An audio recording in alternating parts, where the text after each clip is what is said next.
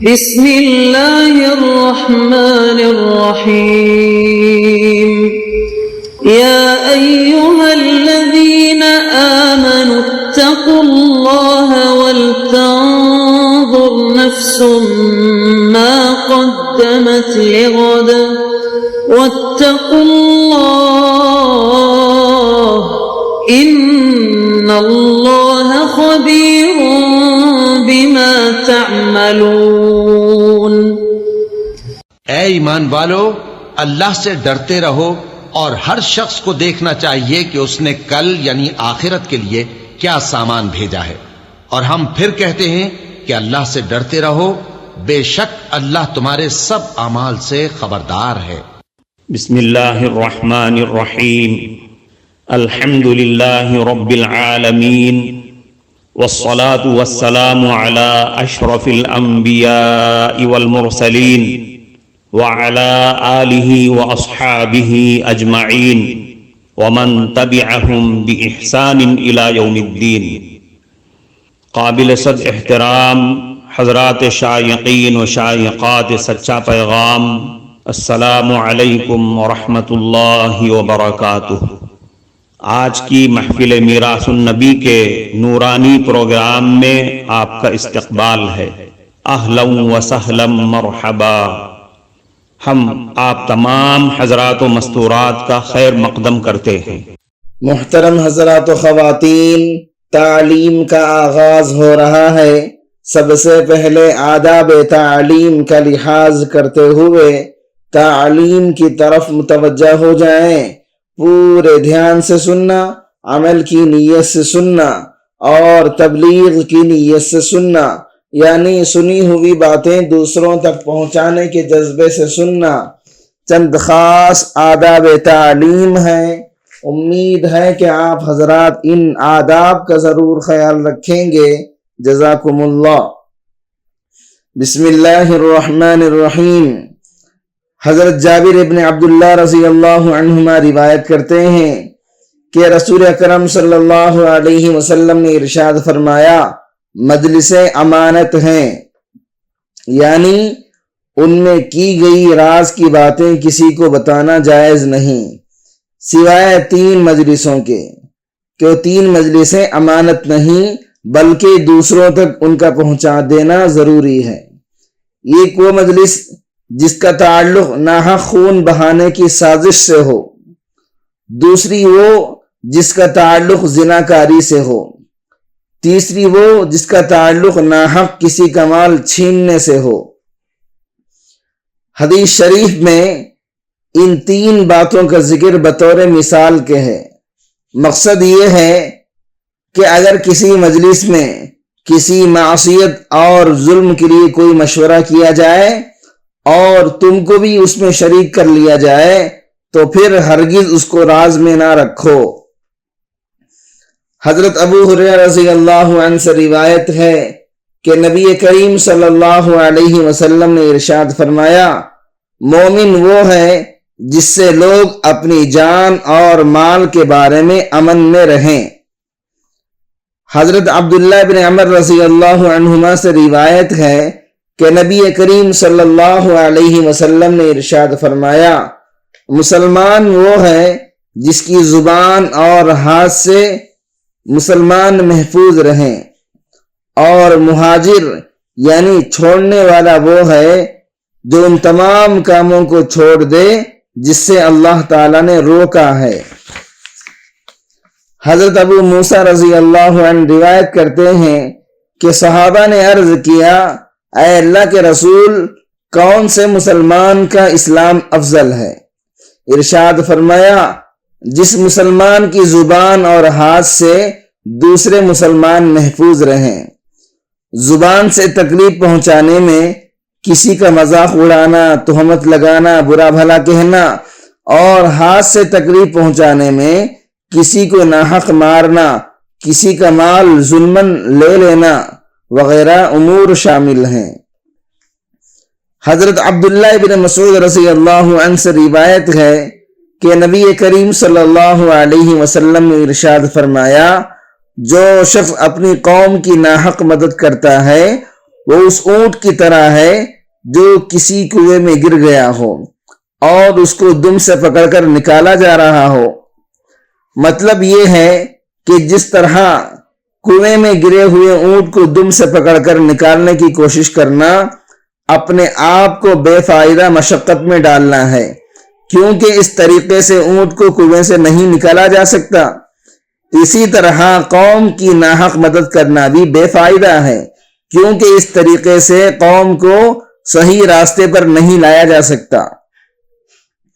حضرت جبیر ابن مطعم رضی اللہ عنہ سے روایت ہے کہ نبی کریم صلی اللہ علیہ وسلم نے ارشاد فرمایا، جو عصبیت کی دعوت دے وہ ہم میں سے نہیں، جو عصبیت کی بنا پر لڑے وہ ہم میں سے نہیں، اور جو عصبیت کے جذبے پر مرے وہ ہم میں سے نہیں۔ حضرت فصیلہ رحمت اللہ علیہ فرماتی ہیں کہ میں نے اپنے والد کو یہ فرماتے ہوئے سنا کہ انہوں نے رسول اکرم صلی اللہ علیہ وسلم سے دریافت کیا، کیا اپنی قوم سے محبت کرنا بھی عصبیت میں داخل ہے؟ رسول اللہ صلی اللہ علیہ وسلم نے ارشاد فرمایا، اپنی قوم سے محبت کرنا عصبیت نہیں ہے، بلکہ عصبیت یہ ہے کہ قوم کے ناحق ہونے کے باوجود آدمی اپنی قوم کی مدد کرے۔ حضرت عبداللہ ابن عمر رضی اللہ عنہما سے روایت ہے کہ رسول اکرم صلی اللہ علیہ وسلم سے دریافت کیا گیا کہ لوگوں میں کون سا آدمی سب سے بہتر ہے؟ آپ صلی اللہ علیہ وسلم نے ارشاد فرمایا، ہر وہ آدمی جو مخموم دل اور زبان کا سچا ہو۔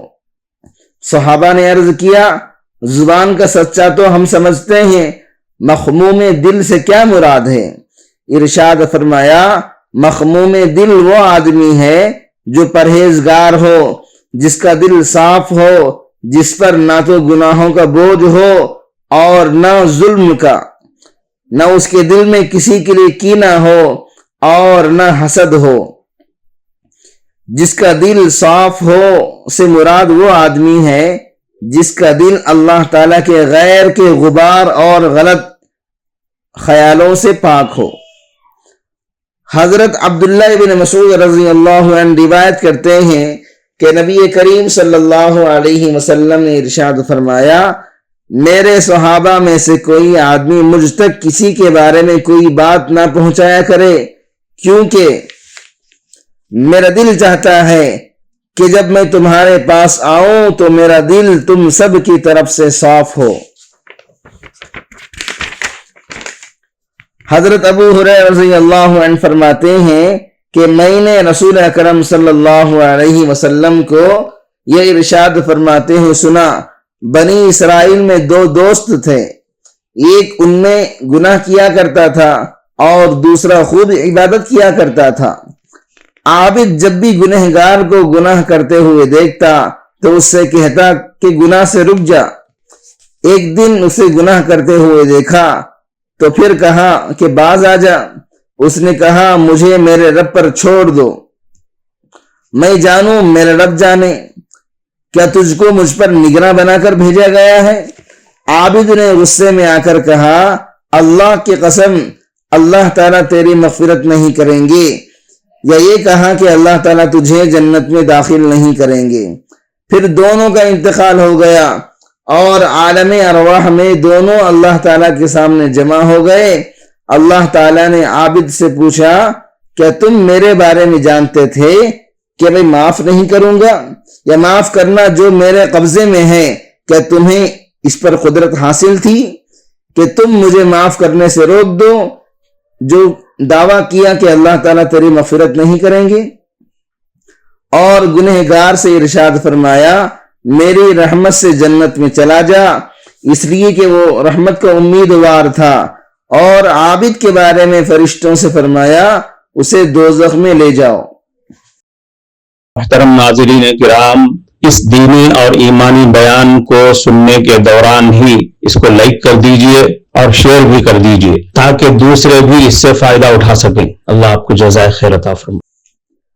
حدیث کا مطلب یہ نہیں کہ گناہ پر جرأت کی جائے، اس لیے اس گنہگار کی معافی اللہ تعالیٰ کے فضل سے ہوئی۔ ضروری نہیں کہ ہر گنہگار کے ساتھ یہی معاملہ ہو، کیونکہ اصول تو یہی ہے گناہ پر سزا ہو اور نئے مطلب کے گناہوں اور ناجائز کاموں سے روکا نہ جائے۔ قرآن و حدیث میں سینکڑوں جگہ گناہوں سے روکنے کا حکم ہے اور نہ روکنے پر وعید ہے، بلکہ حدیث کا منشا یہ ہے عابد کو اپنی عبادت پر گھمنڈ نہیں ہونا چاہیے۔ وہ خدائی اختیارات میں دخل دے کر اتنی بڑی بات کہنے کی جرات کرے کہ قسم کھا کر کسی کی مغفرت کا انکار کر دے، جبکہ اللہ تعالیٰ کو یہ حق ہے کہ جسے چاہیں بخش سکتے ہیں۔ حضرت ابو ہریرہ رضی اللہ عنہ روایت کرتے ہیں کہ رسول اکرم صلی اللہ علیہ وسلم نے ارشاد فرمایا، آدمی کو اپنے بھائی کی آنکھ کا ایک تنکا بھی نظر آ جاتا ہے، لیکن اپنی آنکھ کا شہتیر تک بھی اسے نظر نہیں آتا۔ مطلب یہ ہے کہ دوسروں کی معمولی سے معمولی عیوب نظر آ جاتے ہیں اور اپنے بڑے بڑے عیوب پر نظر نہیں جاتی۔ کفارہ مجلس کی دعا پڑھ لیجئے۔